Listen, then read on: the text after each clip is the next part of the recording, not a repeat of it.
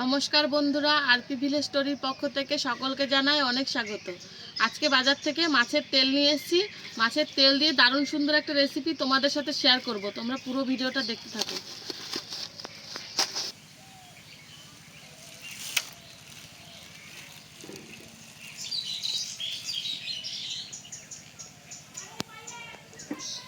আর এই দেখো, একটা বেগুন নিয়েছি, বেগুনটাকে মাছের তেলে দেব। বেগুনটাকে কেটে নেব এবার।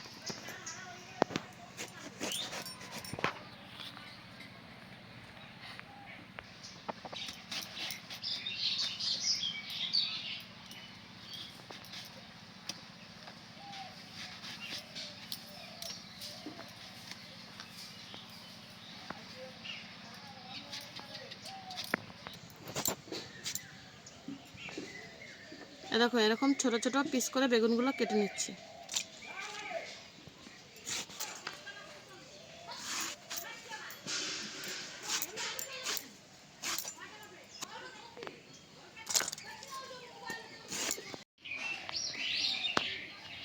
দেখো, বেগুনটা কেটে নিয়েছি। এবার মাছের তেলে দেওয়ার জন্য দুটো পেঁয়াজ আমি কেটে নেব।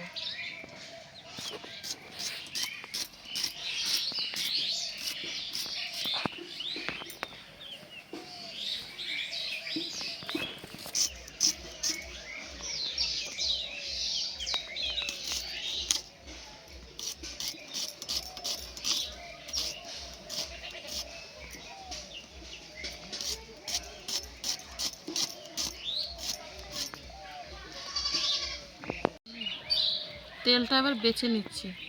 তেলের ভেতর কিন্তু নোংরা টোংরা কিছু নেই, শুধু আঁশ আছে কয়েকটা, সেই আঁশগুলো ফেলে দিচ্ছি।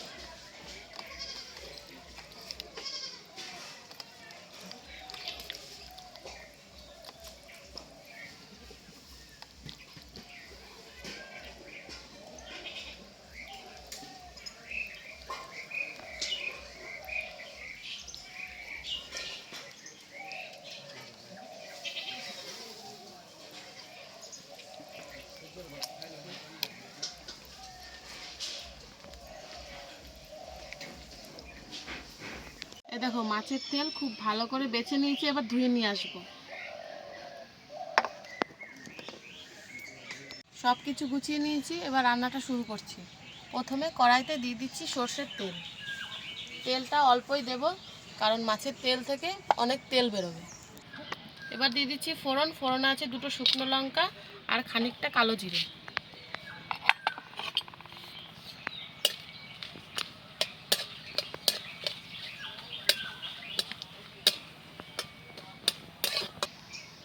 দেখো, ফোড়নটা খুব ভালো করে ভেজে নিয়েছি। এবার দিয়ে দিচ্ছি কুচানো পেঁয়াজ। পেঁয়াজটা একটু নেড়ে চেড়ে বেগুনগুলো দিয়ে দেবো।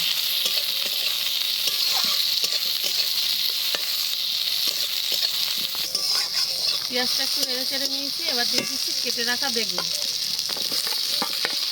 বেগুনটা দিয়ে আগে খুব ভালো করে ভেজে নেব। তার উপর দিয়ে দিচ্ছি খানিকটা নুন,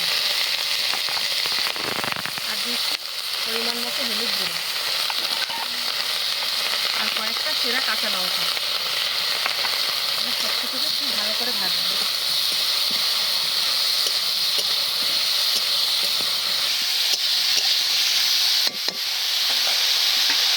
এবার 2 মিনিটের জন্য ঢাকা দিয়ে ভাপিয়ে নেব।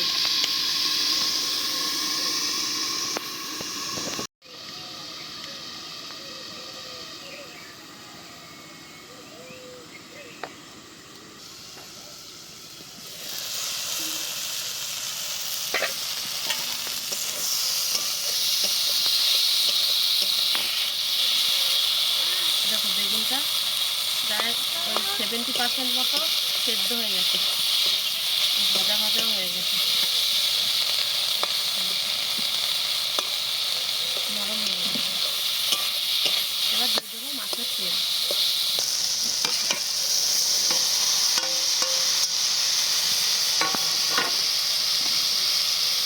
এই মাছের তেলটাকে খুব ভালো করে অনেকক্ষণ টাইম নিয়ে ভাজতে হবে।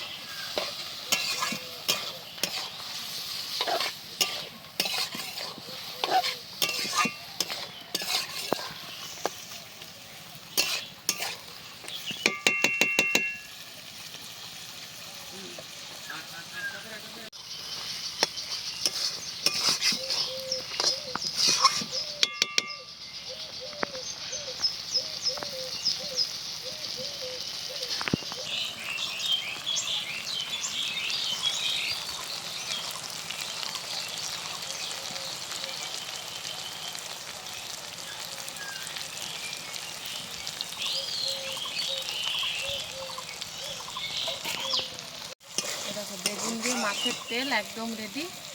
এবার নামিয়ে নেব।